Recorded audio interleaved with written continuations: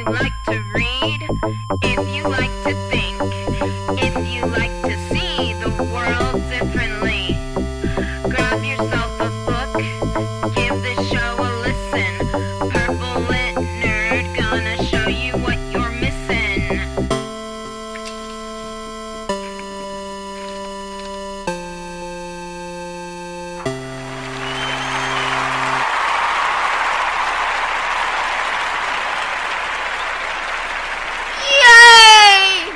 Welcome to the Purple Lit Nerd podcast for May the 19th, 2018. I am your host, the amazingly adorable Rebecca Thistle, podcasting to you live-ish from my kitchen/dining room table in my apartment, which I call Jeffrey Thistlework.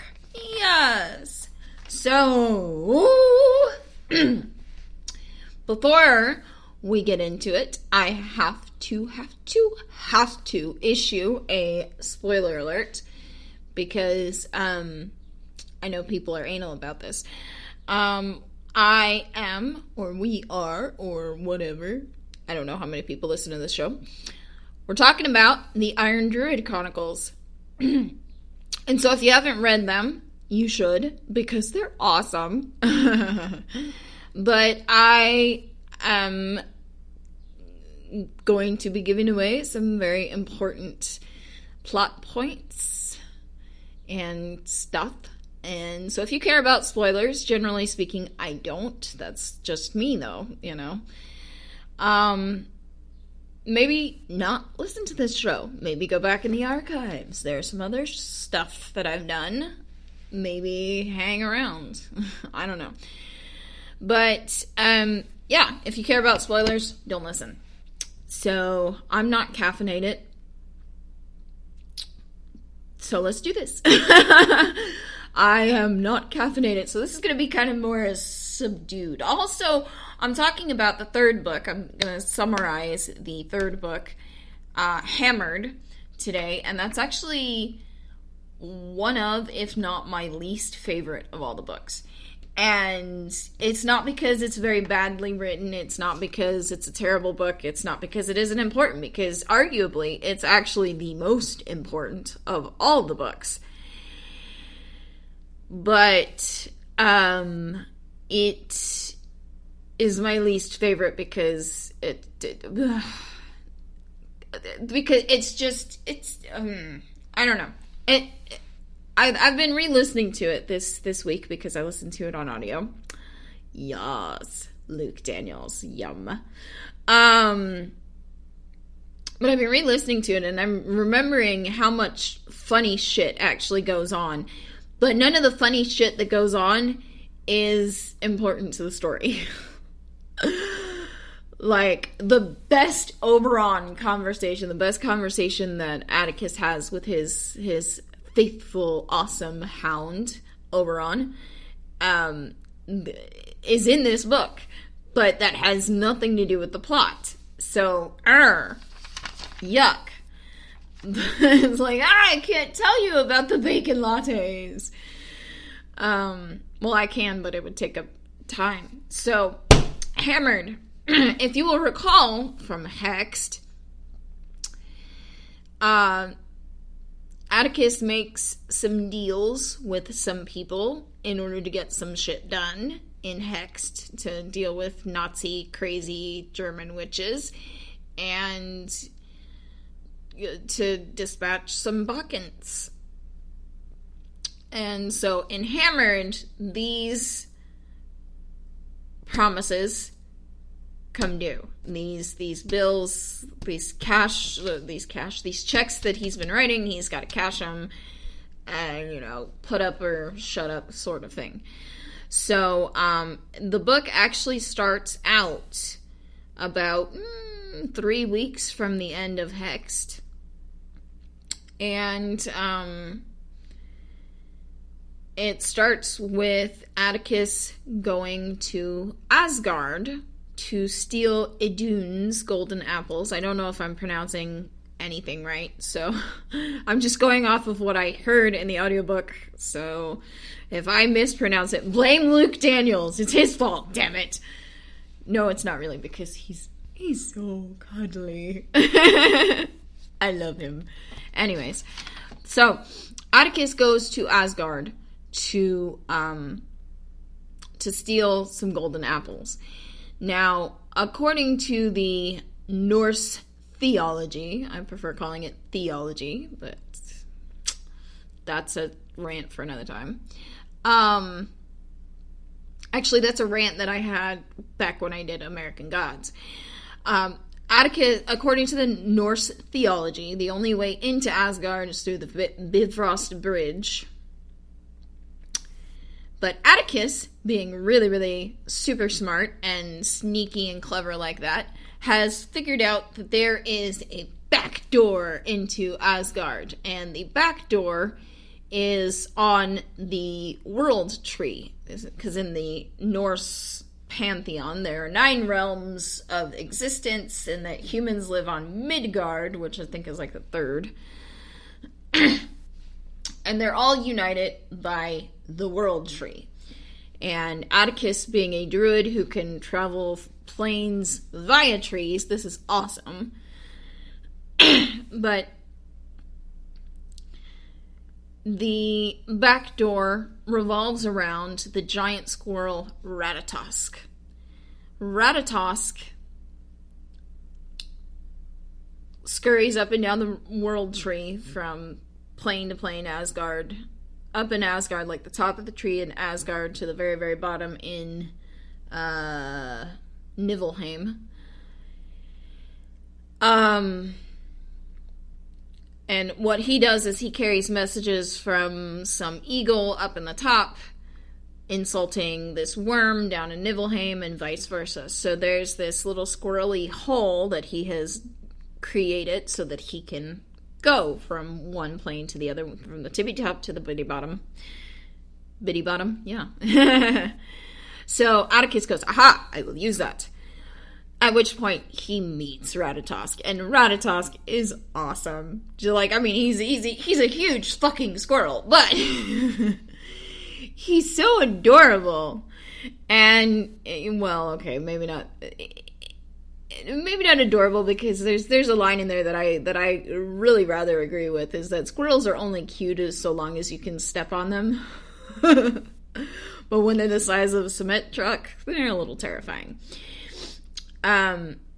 So Atticus decides to try and subvert that, but still somehow runs into Ratatosk and manages to talk his way into hitching a ride on Ratatosk's back, does a little recon on the layout of Asgard and where everybody is, tells a few lies about Bacchus and the Dark Elves, because when in doubt, blame the Dark Elves. My philosophy in life now.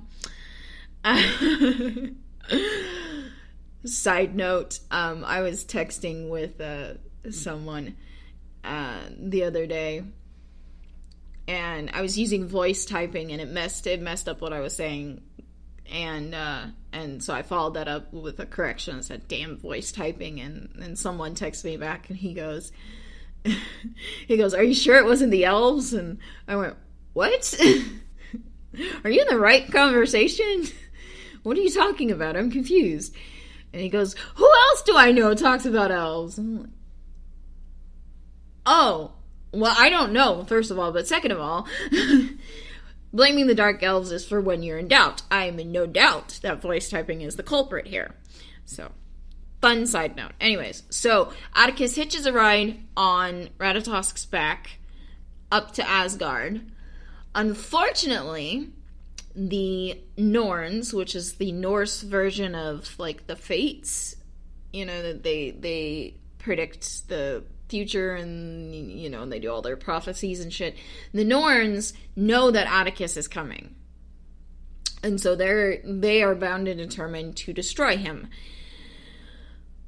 Atticus very reluctantly, well, not very reluctantly, but somewhat reluctantly, manages to dismount from Ratatosk and save his own ass, but Ratatosk gets killed in the process, because once they get to Asgard, the Norns are next to the World Tree doing their Norny thing, and they destroy Ratatosk in the hopes of also destroying Atticus. They fail, and Atticus, in a moment of self-preservation, kills the Norns, which means that all their prophecies are now null and void. Very important, okay? All their prophecies, null and void. So, Atticus goes to Idune's place, steals the apples, and runs back to the World Tree, by which point all the other Norse gods have figured out what the hell's going on and that there is an intruder in their plane and they're, freaking out. And they try to kill him and they fail because it's Atticus. But in the meantime, Atticus has continued to lay blame on the whole situation with Bacchus. So he has the apple, he takes the apple back to Laksha. If you will recall, that's who he's stealing the apple for. So these are like apples of immortality, and Laksha wants to keep her new body that she has possessed young and healthy and beautiful, and so she has asked for Idune's golden apples. Atticus talks her down from all the apples to one apple, and then she can plant her own immortality apple tree thing and continue looking awesome, I guess. So, yes. So he escapes. He has his shenanigans. He causes a lot of ruckus and fracas and so on, and goes back to Tempe, where he realizes that he has royally fucked up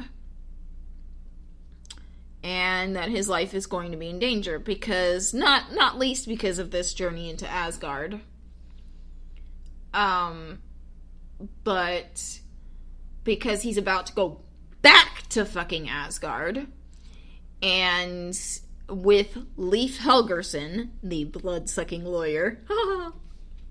I know, I'm gonna say that until it doesn't amuse me anymore. I don't know if it will ever cease to amuse me. But Atticus is gonna take Leif Helgerson and Gunnar Magnusson, the alpha of the Tempe werewolf pack, who also hates Thor, and a few other people that they're going to meet up with in Siberia, because that's what you do. And they're going to all go back to Asgard, and they're going to go kill Thor. And seek revenge for his shenanigans. I just like that word. I was trying to think of something better, but did not work out. So, anyways. So, Atticus decides to set his affairs in order to basically disappear from Tempe. He bequeaths his bookstore to his new employee, Rebecca Dane, who is actually more important, but in a not very, but slightly insignificant way. I don't think I mentioned that she got hired by him in Hexed. But she's significant because, so, well, one, she's the person that's going to take over the store, but number two, she is on a sort of theological, spiritual journey in her life where she's basically looking into all walks of faith and all belief systems, and she's sort of this embodiment of what I believe is called pantheism, or it's basically all the same thing. I don't know. Anyways, but she believes and she questions equally. So, very important that. You will find out why in about $3 or $4. So, putting it out there.